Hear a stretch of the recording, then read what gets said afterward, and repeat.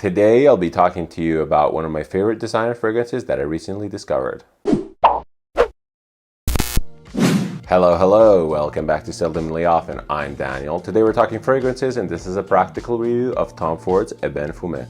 These reviews are for fragrances I have a lot of experience with, multiple wears and main situations, and are meant to give you a general idea of what the fragrance smells like. As per usual, I do a lot of research before buying fragrances these days, but I don't really like to go into details about notes and accords, as I don't really think that they serve the end user. I'd rather talk about the wear experience as a whole. Today, I'm happy to say that we're talking about Tom Ford again, and this one here is the first one from the private collection or private line that I'll be reviewing. This fragrance is actually one of the later ones from the Tom Ford in my collection. I've had this for now, it's been like a couple months. I've wore this quite a bit actually, surprisingly, and I generally really like it. The private collection is supposed to be Tom Ford's elite fragrances, and other than quality, they're supposed to represent, I think, a little bit more of a daring offering. So the more experimental things usually comes out as a private collection. And from the private collection, some fragrances, due to unknown circumstances, I'm not really sure why, some say that they sell less, but some of them actually sell quite a lot. Anyway, some of these fragrances from the private collection moved to the signature line, or the more designer-centric line, the cheaper one actually. This one here is a relatively new offering from Tom Ford. He wasn't creative director for this. He sold the company before this. But I think that this fragrance, in a way, still embodies the Tom Ford thought process. And this kind of reminds me of like old school Tom Ford in a way. As I said multiple times, I think that Tom Ford is the gateway drug to fragrances. It's the perfect designer brand that is mass appealing, yet has a little bit more quirkiness that can also appeal to a niche nose or a little bit more of an advanced user. I started my fragrance journey smelling ombre leather, and once I smelled that, I was completely blown away by the possibilities of fragrance as a whole. And yeah, it's all history from there. I think it's a cool brand though. They ooze style. There's something about the Tom Ford brand that I find incredibly appealing and alluring. I don't know why. I think it's maybe him as a character. I've seen many interviews of Tom Ford and I really like what he says, his approach to design. In a way, he's this like mix of like humble and braggy that's like perfect. He's very charismatic. And talking about design, I think that we have to touch on the presentation of these bottles just because it's not the greatest, I would say, specifically given the price. So the private line from Tom Ford is actually one of the worst presentations out there, considering the cost of these things. I would say that they're very simplistic. Yes, from afar, I really like the bottle design. They look classy and clean and elegant, but as soon as you pick it up, you immediately realize the cheapness that's behind this kind of product. First of all, the caps for these are all plastic. Still, in 2024, that's just a shame. It's a very cheap plastic at that. It kind of scratches easily. You never want to clean this with like a paper towel because it will scratch. Also, the bottle, although it's nice and elegant looking, it's kind of cheap feeling. It feels light, and in general, it's nothing to write home about. The labeling is really bad. It's just like this stuck-on label. I praised the label from Ganymede because it's like lacquered on and it feels high quality. This is just really cheap feeling, to be honest.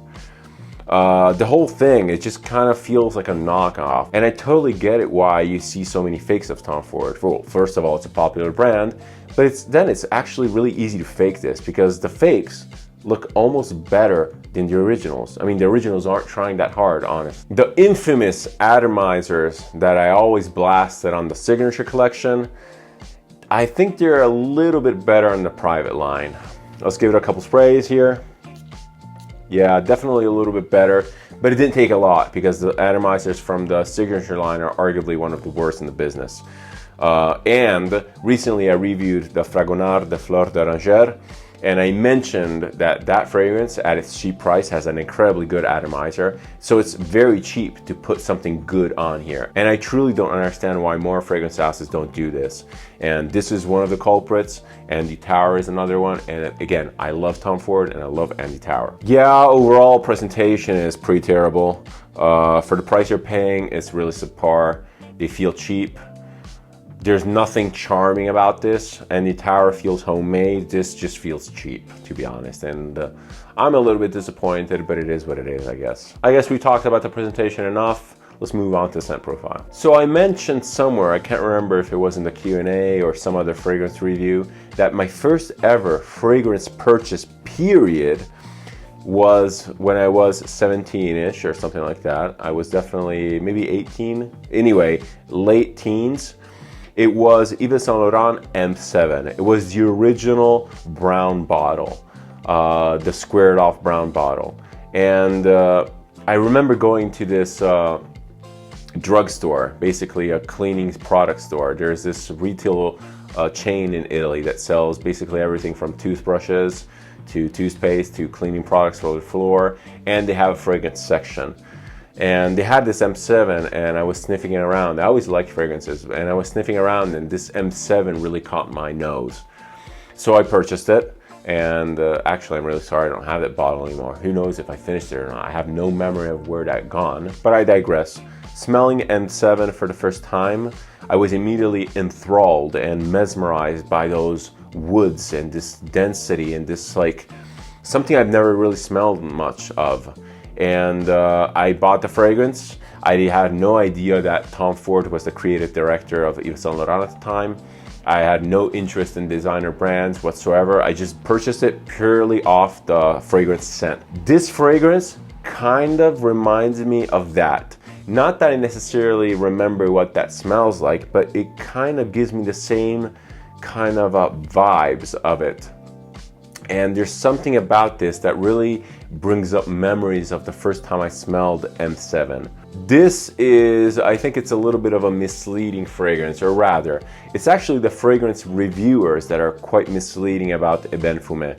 Because in all the reviews that I've seen, most of them talk about how edgy and smoky and hard to wear this is. And I don't find this hard to wear at all. I think that this is a very mass appealing type of fragrance. And yes, it is objectively woody and kind of smoky, but it's not in a daring way. It's no homage interlude whatsoever. This is a very mass appealing, easy to wear designer fragrance if you like that kind of like warm, spicy notes. I really like this. I love wearing this, and it gives me like designer vibes, yes, because I'm not escaping that. I'm not feeling like I'm wearing a niche fragrance, but at the same time, it smells like no one else around. I wore this today at the office, and I actually wore this a lot. And I never got any weird looks, nothing like that. This is, I think it's very polite in a way. It's not intrusive. If you catch a whiff of it, it's probably just not non-vulgar whatsoever. There is a subtle elegance to this that works very well. It is woody. This reminds me of sandalwood. I watched actually a review of Personalized talking about this, and he said that this is like it's funny because obviously he is a little bit more traditional in the perfume building spectrum, or his tastes are a little bit more traditional. But he said that this is the best fake sandalwood smelling fragrance on the market, or something along those lines. And yes, I get the sandalwood. It has that clean sandalwood kind of thing. It doesn't necessarily smell Middle Eastern, but it smells Middle Eastern inspired. It feels like a Western house copying something Middle Eastern, kind of giving it that little bit of a exoticness. And yes, exotic is actually the perfect adjective to this. It is a little bit fabricated. It is a little bit kind of a stereotyped exoticness, but it is there, and I think it's fun, and it's the character of this fragrance. Tom Ford, I think, is one of the pioneers of the unisex fragrance concept, or at least as a mass product. And a lot of the private blends are, I think, unisex. This one here, I would say it can be unisex, but that Again, that stereotypical exoticness, I feel that leans a little bit more masculine in the collective imaginary of what fragrances could smell like. I think that most people tend to associate like woods and kind of like a little bit more of a deep, rich flavor to a more masculine scent in a way. This is, it's sweet. It is sweet because it has that mass appealing DNA, but it's sweet almost like a, maybe like a liquor would be, like a bourbon. It's not boozy, but it has that weird kind of like barrel, like wooden barrel type of like refinement. It smells a little bit artificial in a way, like synthetic. It might be this like forced sweetness. It might be this kind of like this sweet smokiness that's in here. There's something about it, almost smells like caramelized in a way, not in a gourmand way, but it smells kind of burnt, like burnt sugar. It has it's sweet, but it's a little bit bitter. Yeah, so I would identify this as like wood, but not like raw wood. It's more like a lacquered wood, like a finished table that's shiny and polished. It almost smells like a wood polishing compound or product in the best possible way, not trying to be offensive here. And it is clean. It has that chemical cleanliness to it in a way. At the end of the workday, I kind of have to lean my nose in here to smell it. Yeah, I still perceive it here. I have a dry down. This is about an 8 to 9 hour later. Yes, I can still tell that I sprayed this, but it's not radiating off my skin anymore. It's elegant and clean and mass appealing enough that you can wear it pretty much all the time without really being intrusive. At the same time, the kind of a stereotypical elegant or fake elegant, I keep saying that it's artificial because it does smell artificial in a way, but that kind of scent profile maybe leans a little bit more evening, maybe a little bit more dressy in a way. It's definitely not a gym scent though. It just doesn't feel at home in a situation like the gym. Not because it's not fresh, because I think that this medium density kind of formula is pretty much year-round wearable. It's just because it's kind of like this pseudo-elegant type of attempt at a fragrance. It is kind of like the cinema version of a fragrance. This is like, if you would have to describe a fragrance, or rather, if someone not in FragCom would have to describe a manly fragrance, maybe to like pitch it as a like to a board as an idea, they would probably say something like this. It's just kind of like hilariously and unapologetically Hollywood in a way. I kind of love it for this. It kind of like, it feels like over the top in a way that you would describe a man like unbuttoned shirt, sitting on a leather armchair, like smoking a cigar and drinking a bourbon, you know, kind of like completely over the top in that way, but in the best possible way. I think it's super fun. I really like this. I'll probably be keeping this in my collection for the foreseeable future. I just can't see myself replacing it. I always like to keep like a couple or 3 Tom Fords in my collection, and right now this one's staying because I just find it so enjoyable. I do think that it is overpriced though. I would say that this is almost blind buy safe, but rather than blind buy safe, the best way to describe this fragrance is almost like gift safe. Because again, it's such a stereotypical idea of what a manly fragrance should smell like, that it's almost like accepted in a way. If my dad would get this as a gift, he'd probably be like, all right, I guess I'm wearing fragrances. He never wears fragrances, by the way. But he would probably accept this as just what fragrances smell like these day and age. I love Tom Ford. I think that this is a very successful fragrance. Definitely not boring as something like Costa Azzurra Parfum that I recently reviewed. This is a fun one to me. Thanks for watching. Thank you so much for your time. As always, I love interacting with you guys. Speaking of, please feel free to leave a comment, suggestion, opinion, whatever your fancy down below. I always reply. I like keeping the conversation open.